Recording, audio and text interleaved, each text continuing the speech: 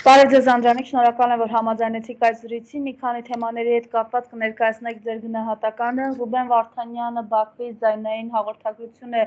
տարածել եւ ըստ էության վերջինս խոշտանգվելով հանդերձ փորձում է դրական, այսպես ասենք, ազդակներ ուղղել, բայց եւ նաեւ զգուշացնում, որ ողբերգություն է, եթե դուք չեք հասկանում, որ այստեղ ոչ թե 15 կամ մի քանի տասնյակ հայերի դատավարություն է, այլ ըստ էության մի ամբողջ պետության։ Ես կխնդրեմ իր այս կոչի հետ կապված ձեր գնահատականը տակ։ Քիչ առաջ ծանոթացա այդ կոչին, որը հնչել էր Բաքվից, եւ գիտեք, նախ ինչպես միշտ ասեմ, որ շատ դժվար է մեկնաբանել այն ամեն ինչը տեղի ունենում Բաքվում, որովհետեւ ցավոք սրտի մեր պետությունը, որը պարտավոր է, դա իր պարտականությունը ապահովել մեր քաղաքացիների, Հայաստանի Հանրապետության քաղաքացիների անվտանգությունը, ցավոք սրտի այդ գործերով չեն զբաղվում եւ լավագույն դեպքում ուղղակի անտեսում են, լավագույն դեպքում անտեսում են։ Իսկ ընդհանուր մեր տեսնում ենք, որ հակառակը հենց մի բան էլ նպաստում է նրան, որ մեր հայրենակիցները շարունակեն մնալ Բաքվում։ Նույն Ռուբեն Վարդանյանի մասին կհիշեք, որ իր հարցազրույցներից մեկում Նիկոլ Փաշինյանը թե ինչպիսի թեզեր էր հնչեցնում, թեզեր, որոնք բավականին տարածված էին Ադրբեջանում եւ ըստ էության ինքը կրկնում են այդ նույն թեզերը, ասելով թե դեռևս մենք պետք է իմանանք թե ում կողմից էր ուղղորդվել Ռուբեն Վարդանյանը Լեռնային Ղարաբաղ։ Այսինքն սա ինչ հայտարարություն է, որ դու անում ես մամուլի քո ասուլիսի ժամանակ եւ սրանով կրկնում ես նախ ադրբեջանցիների նարատիվները, որոնք իրենք են անընդհատ հնչեցնում, որ իբրև թե Ռուբեն Վարդանյանը այլ ուժերի կողմից էր ուղղորդվել Արցախ, եւ երկրորդը ըստ էության դու ոչ թե նպաստում ես նրան, որ հնարավորինս ամեն ինչ անես, որ այդ մարկանց շուտ ազատես բանտից, դու ընդհակառակը անում ես ամեն ինչ, որ այդ մարդիկ հնարավորինս ավելի երկար մնան բանտում, որ նոր գործեր հարուցվեն իրենց նկատմամբ եւ այլն։ Ես իմ աջակցության խոսքը արդեն հասցրել եմ, հնչեցրել եմ, հիմա հրապարակավ եւս մեկ անգամ իմ աջակցության խոսքն եմ ուղղորդում Ադրբեջանում ժամանակավորապես ես վստահ եմ դրանում գտնվող մեր Հայաստանի Հանրապետության քաղաքացիներին բոլորին, անխտիր բոլորին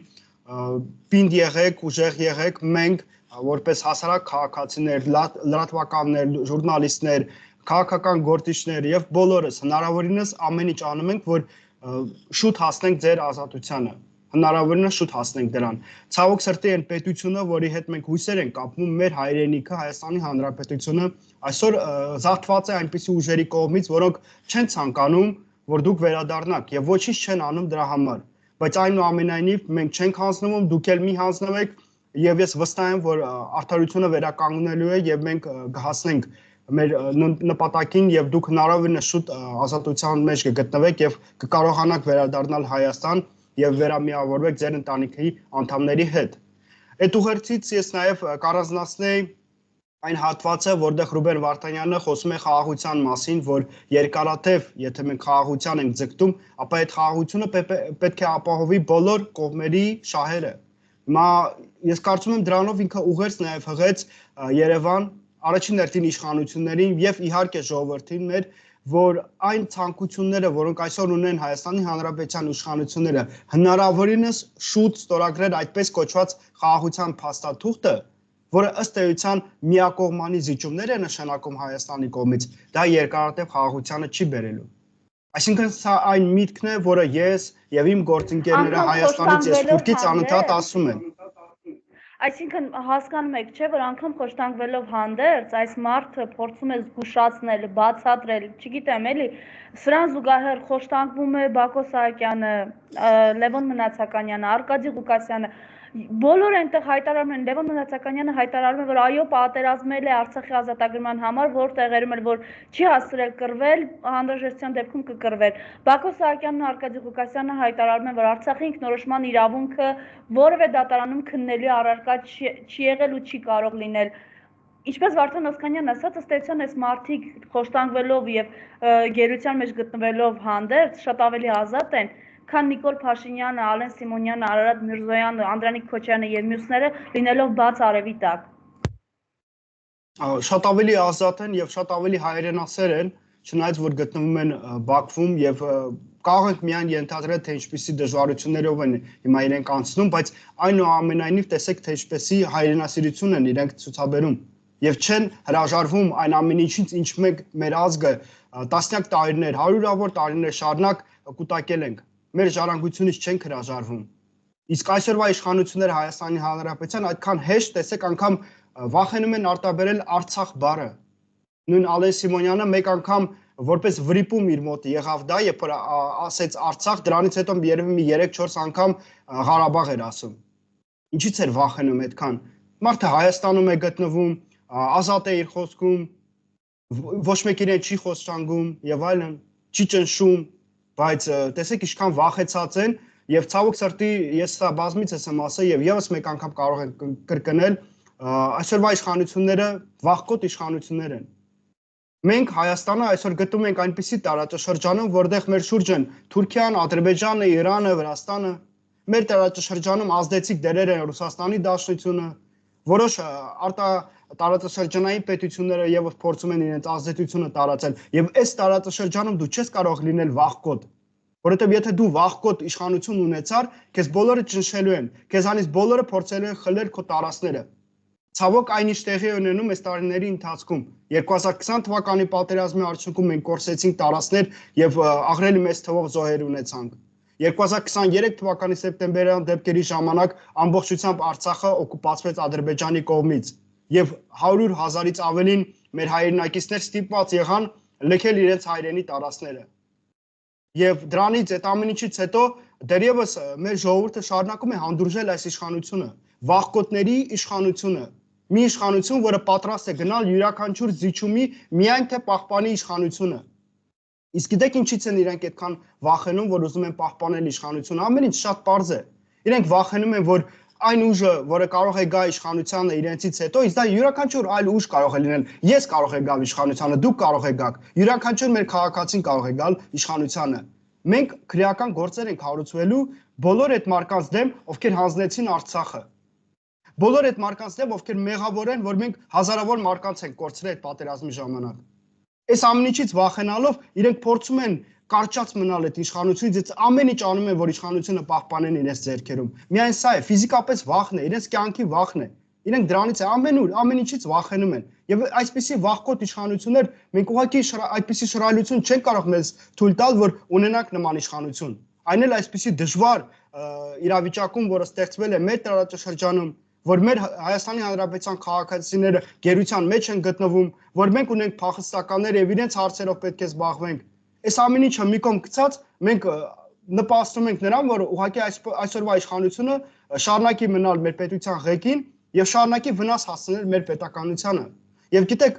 Ռուբեն Վարդանյանի խոսքերից եւս շատ կարեւոր է եւ միտք ինքը Արցախի մասին երբ որ խոսում էր։ Տեսեք, այդ մարդը անգամ Բաքվում գտնվելուց չի վախենում, ասում է Արցախ։ Խոսում է մեր հայրենակիցների մասին, ովքեր ստիպված են եղել լքել Արցախը 2023 թվականի էթնիկ զտումներից հետո։ Իսկ այսօրվա իշխանությունները Հայաստանի համ վախենում են Արցախը արտաբերեն, համ էլ ուղղակի անտեսում են բոլոր այն հարցերը, որոնք կապված են փախստականների հետ։ Մենք ուղղակի իրավունք չունենք ունենալ նման իշխանություն։ Հնարավորինս սեմ ժամկետում պետք է հասնենք նրան, որ այս իշխանությունը լքի մեր պետությունը եւ հայտնվի այն կարգավիճակում, որոնք իրենք շատ վաղուց պետք է հայտնվեն։ Տեսեք, Եռաբլուրում Վազգեն Սարգսյանի ծննդյան օրը Անդրանիկ Քոչարյանը ասում է այս մարդիկ պետք է գերության մեջ չհայտնվեին, սա վտանգ է Հայաստանի Հանրապետության համար։ Ըստ էության ենթատեքստով ինքը ինչ ուղերձ է ուղղում այս մարդկանց։ Ճիշտ ասած ես չգիտեմ իր ենթատեքստով ինքը ինչ ուղերձ է հղում այդ մարդկանց, բայց ճիշտ կլիներ եւ ազնիվ կլիներ իր կողմից, որ ինքը օրինակ 2020 թվականի պատերազմի ժամանակ գտնվեր Արցախում, որ 2023 թվականի սեպտեմբերյան էթնիկ զտումների ժամանակ գտնվեր Արցախում եւ հնարավորինս որպես իշխանության մարմնի ներկայացուցիչ ապահովեր մեր պետության, մեր քաղաքացիների անվտանգությունը։ Դրա փոխարեն նույն այդ անձնավորությունը կամ յուրաքանչյուր այլ անձնավորություն, որը ներկայացնում է Փաշինյանի ռեժիմը, ինչով են զբաղված եղել։ Ուր էին իրենք գտնվում։ Բա հիմա հեշտ է, չէ՞, մեծ խոսալ ապահովության մեջ գտնվելուց։ Բա գտնվեիք Արցախում, Եվ այնտեղից այդպես մեծ խոսայք եւ ավելին խոսալու փոխարեն գործով զբաղվեք։ Անկամ հիմա իրենք գործով զբաղված չեն, միայն խոսում են եւ այդ դատարկ խոսակցություններով փորձում են ուղղակի շեղել մեր քաղաքացիների ուշադրությունը, ոչ մի այլ բան չեն անում։ Նայեք, ազգային ժողովում միջանցքում, երբ Ալեն Սիմոնյանին հարց են ուղղում, արդյոք ձեր խաղաղության պայմանագրում գերիների վերադարձի հետ կապված կետ կա, ինքը ասում է եկեք ծուրը նստենք դուզը խոսենք։ Գերիների վերադարձի համար պետք է նաև փոխանակման մենք առաջարկ ունենանք, մենք իրենցից գերիներ չունենք, հարց է առաջանում, ինչու չունենք։ Երբ որ ջերմուկում եկան, սովածացան, պետք է սովածանային գնային, ինչու այդ մարդկանց գերության մեջ չէին վերցնում, որպեսզի փոխանակման հնարավորություն ունի ադրբեջանցիների նկատի ունեմ, եւ ինչու էին մարդասպաններին վերադարձնում իրենց։ Հենց այնց դրանում է հարցը, որ եթե ժամանակին փոխարենը որ ուղակի հանձնում էին բոլոր այն ռազմագերիներին, որոնք հայտնվել էին Հայաստանի Հանրապետության տարածքում, ձերբակալվել էին մեր հատուկ մարմինների կողմից, եթե իրենց ուղակի չհանձնեին, առանց ոչ մի բանի, առանց ոչ մի պայմանի չհանձնեին, այլ պահեին Հայաստանում եւ հետագայում ասեին նրան, որ փոխանակեին օրինակ մեր ռազմագերիների հետ, այլ դա լուծում կլիներ։ Հա ինքը ում է հարցը տալիս, ինքը մեզանից է հարցում, թե ինչպես պետք է արվի, հա ինքը ինչի է զբաղեցնում այդ պաշտոնը։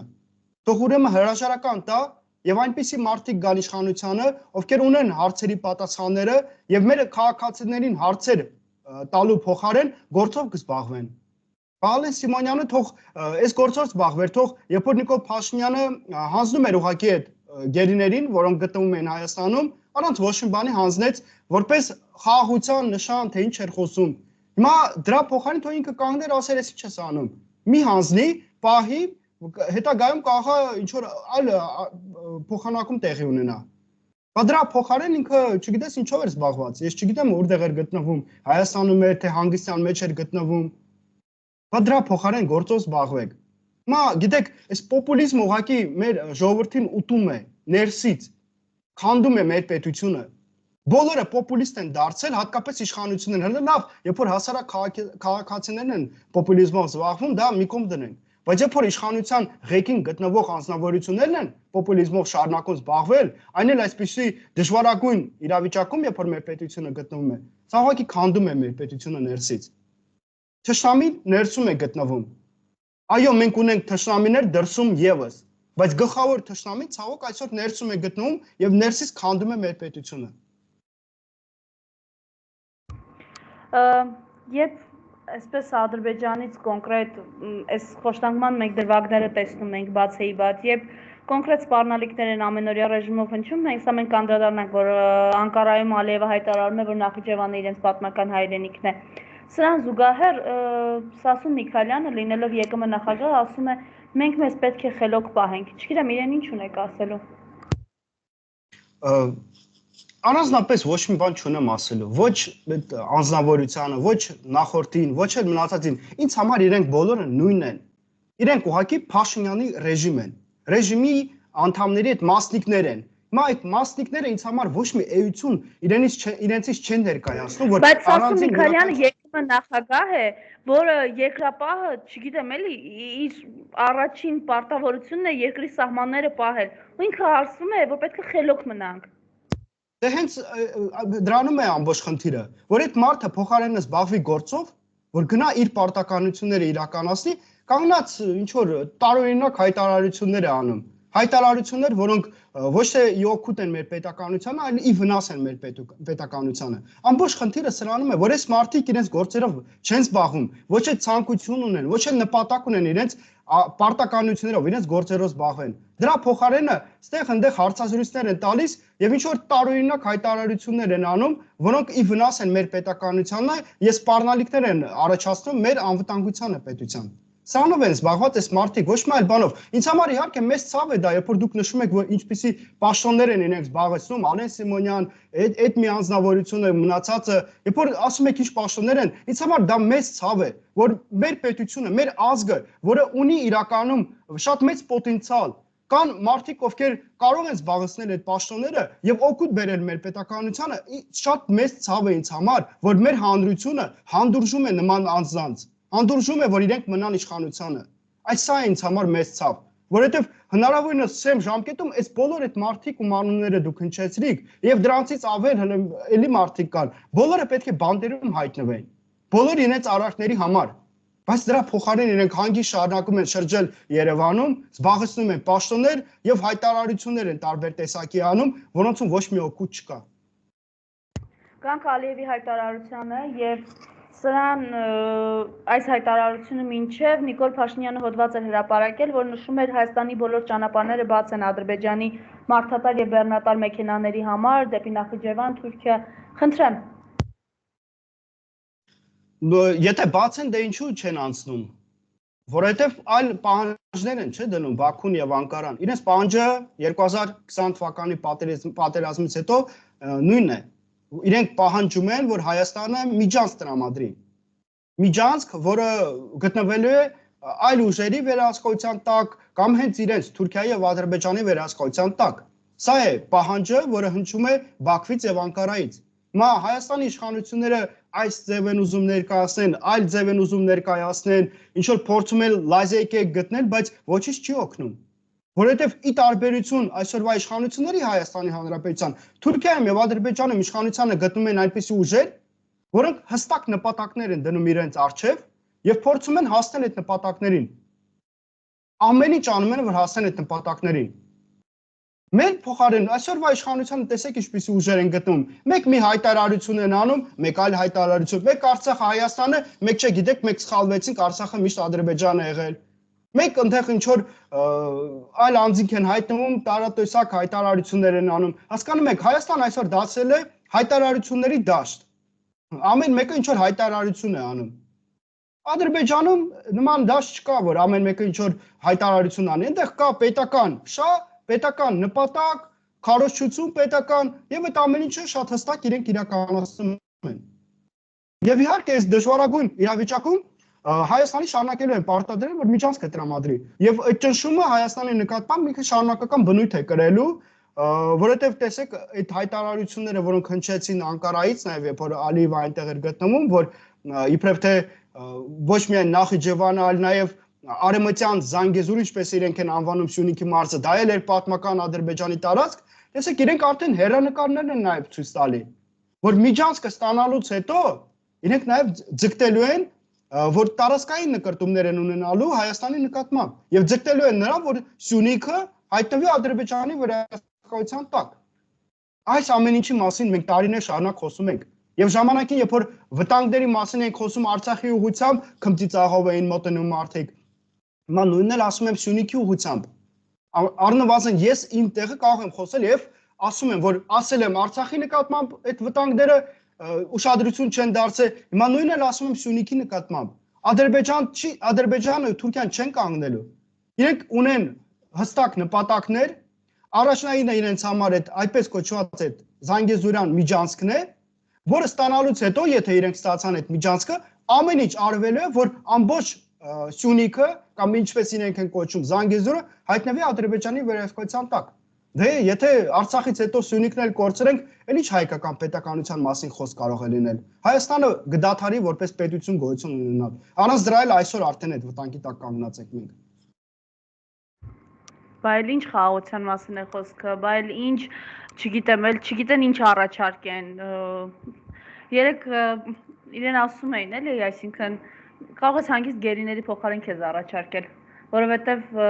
իրենց, այսպես ասենք, իրենց այդ փոխկապակցված քաղաքական ուժի ներկայացուցիչ օրինակ Արտակ Զեյնալյանը ասում է գերիների պահման վիճակը բավականին բարելավված է այնտեղ։ Մի երկրում, որտեղ այլևս ՄԱԿ-ն ու Կարմիր խաչն են փակվում։ Շատ լավ կլիներ, որ ինչպես է դրա անունը, Արտակ Զեյնալյան, թե ինչ է, Զեյլան Թուրքի անուն ազգանուններով այնքան մարդիկ կան, հիմա դժվարանում եմ դաժե արտաբերել, ոչ հայկական անուն ունեն, ոչ հայկական ազգանուն, մարդ չի հասկանում ով են, ինչ սակում ունեն։ Նույն Նիկոլ Փաշինյանը, Նիկոլ Վովայի Փաշինյան, թե դրա ինչն է հայկական։ Ոչ Փաշինյանը, Փաշա է, հա, դա է հայկական, ոչ Նիկոլն է հայկական անուն, ոչ էլ Վովան է հայկական։ Հասկանում եք, ինչպիսի մարդիկ են եկել իշխանությանը, ոչ մի հայկական ոչինչ չունեն, սկսված անունից, հայր անունից, ազգանունից եւ իրենց էությունից, իրենց գործունեությունից։ Ոչ մի հայկական ոչինչ չունեն այս մարդիկ։ Եվ իհարկե իրենք վտանգ չեն ոչ մեր պետական շահերի մասին, ոչ մեր քաղաքացիների անվտանգության մասին, ոչ գերիների մասին, ոչ փախստականների մասին, իրենց ոչինչ չի հետաքրքրում։ Իրենց միայն հետաքրքրում է իրենց անձնական շահերը։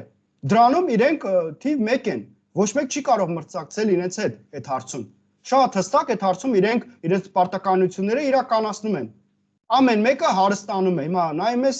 2018 թվականին աղքատեր գրեթե պարկով էր ամեն ինչ վերցնում, անգամ պիլեսոսներ պարկով վերցնում, կրեդիտ էր անում, հիմա արդեն տներ են իրենց առնում։ Այդ լավ է էլի, սենց արագորեն բոլորը հարստացան։ Հայ իհարկե ինչի հենց իրենց տները փալանում են, իմանում ենք ավելի բացեբաց ինչ ունեն, ասենք, չգիտեմ, իր խոսնակը 2.700.000-ի կարծեմ ոսկեղեն էին տարել, Աննա Հակոբյանի եղբոր տնից էին համարյա $10,000 եւ ավել գողություն արել։ Ես չգիտեմ, կախա մեկը մյուսից է գողություն անում, այսպեսի իրավիճակի կաղել են, որովհետեւ մեկը մյուսին տեղյակ է, չէ, ով ինչ ունի, եւ փոխանցել են տվյալներ իրար տվել են, հիմա մեկը ով ավելի աղքատ է դերևս մնացել, մյուսից է գողանում, սա ուղղակի որպես ենթադրություն, որովհետեւ հասարակ քաղաքացիները հավանաբար տեղյակ չեն, թե ինչպես են սրանք հարստացել, ինչ գումարներ են կուտակել, որովհետեւ եթե տեղյակ լինեին, դժվար պատկերացնեմ, որ իրենք հանդուրժ էին, որ նման իշխանությունը շարունակել մեր պետության ղեկին մնալ։ Լավ այդ քաղաքական պայերը մի կողմ ենք դնում,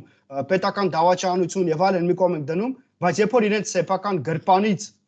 գողանում են գումար, դա յուրաքանչյուր քաղաքացի դժվար թե հանդուրժել։ Եվ ցավով եմ ասում, բայց մեր քաղաքացիների մեծամասնությունը գուցե տեղյակ չի, որ իրենց գրպաններից տարիներ շարունակ 2018 թվականից ուղղակի թալանում են, որովհետև այլ կերպ հարստանալ հնարավոր չէր։ Հիմա ինչ պրոյեկտ առաջ ենք դնում Հայաստանում, ասում են գումար չկա, չեն կարող իրականացնել։ Բա եթե գումար չունեք, չեք կարող իրականացնել, ո՞նց եք հարստանում։ Միտեղից ուրեմն թալանում եք։ Մարկանց գրպաններից եք ուրեմն թալանում։ Բա այդքան հարկերը, որ աճեցնում են, բա ուտելիքների գները, որ այդքան արագորեն աճում է Հայաստանում, բա տրանսպորտի գինը, որ աճում է, բա որտեղից մարկանց գրպաններից են թալանում, ստացում է։ Ցավում եմ, որ մեր հանրությունները հանդուրժում է այս ամեն ինչը։ Չպետք է լիներ այսպես։ Յուրաքանչյուր իրեն հարգող քաղաքացի, իսկ մենք խոսում ենք ազգի մասին, իրենք պետք է չհանդուրժեն, կանգնեն, պայքարեն սրա դեմ։ Հələ մի կողմ եմ դնում, տեսեք այլ հարցերը։ Սա միայն սոցիալ հարցի, սոցիալ անվտանգության մասին եմ խոսում, արդարության մասին եմ խոսում։ Իսկ եթե այս հարցում իրենք անգամ չեն կարողանում կանգնել եւ պահեն իրենց շահերը, էլ ինչ ենք մենք խոսում պետության անվտանգության մասին, մեր քաղաքացիների անվտանգության մասին եւ այլն, Արցախ, նպատակներ, գաղափար։ Շնորհակալություն Անդրանիկ, որ համաձայնեցիք այս զրույցին։ Ես եմ շնորհակալ ինչպես միշտ։